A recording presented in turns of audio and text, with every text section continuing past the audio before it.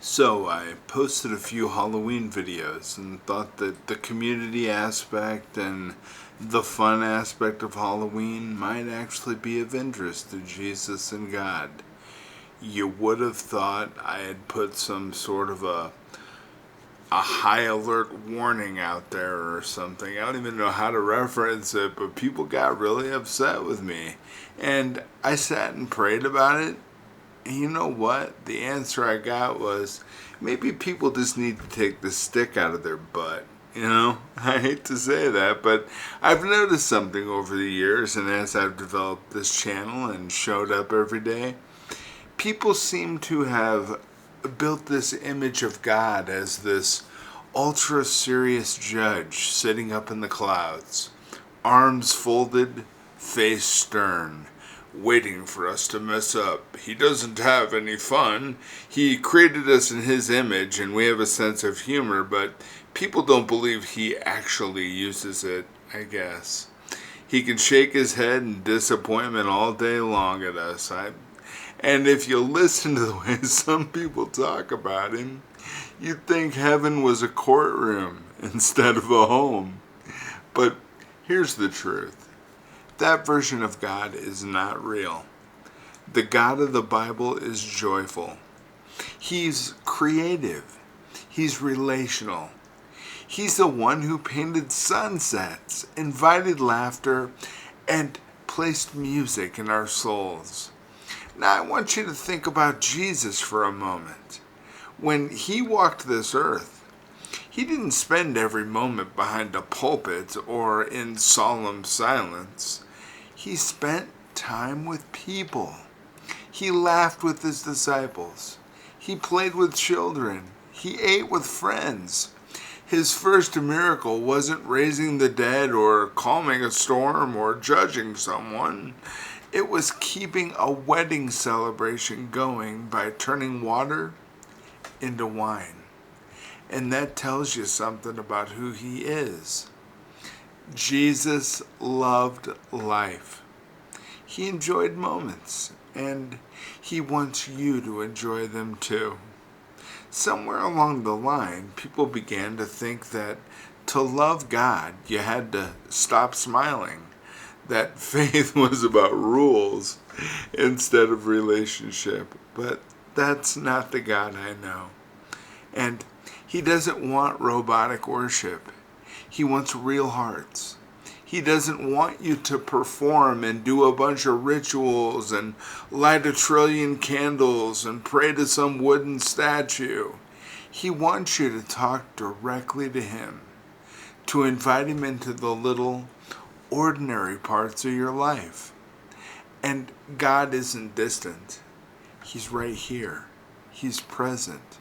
He's sitting in the car with you when you're running late. He's smiling when you tell a joke to your kids. He's with you when you dance in the kitchen or take a quiet walk under the stars. You don't have to climb a mountain or speak in perfect prayers to meet him.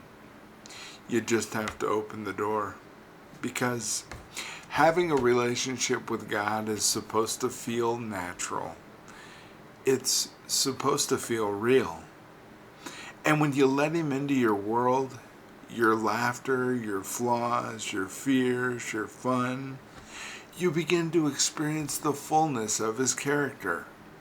You realize that holiness isn't about hiding your humanity. It's about inviting him into it. So yes, it's okay to talk with God while you're making breakfast. It's okay to laugh in prayer. It's okay to imagine Jesus sitting across from you smiling and saying, I'm glad you're here. Because God isn't standing over you with a stick. He's walking beside you with a smile. He's not just the King of Kings.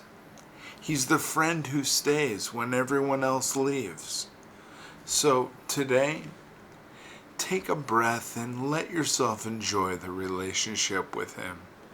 Let go of the picture of the angry God and rediscover the joyful one. The one who delights in your laughter, who celebrates your growth, and who dances over you with love.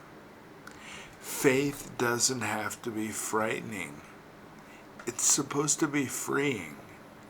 And when you finally realize that God's presence isn't meant to weigh you down, but to lift you up, that's when your relationship with Him comes alive.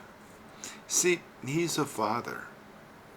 And the way most people represent God, or the way that I hear it, if that was my father, he'd be very abusive, very confusing, and ridiculous. That God, I don't believe exists.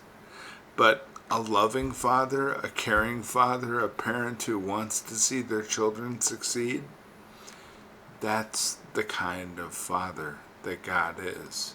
So forget all that other crap that's been thrown on you by religion.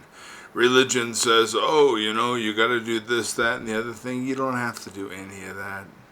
All you have to do is reach out, start talking to God, watch your life change, watch your thoughts change, watch everything around you begin to change. And you don't need religion or anybody else's permission to do any of that. And the change will still be as real. Have a beautiful day, my friends. I care about you. Take care.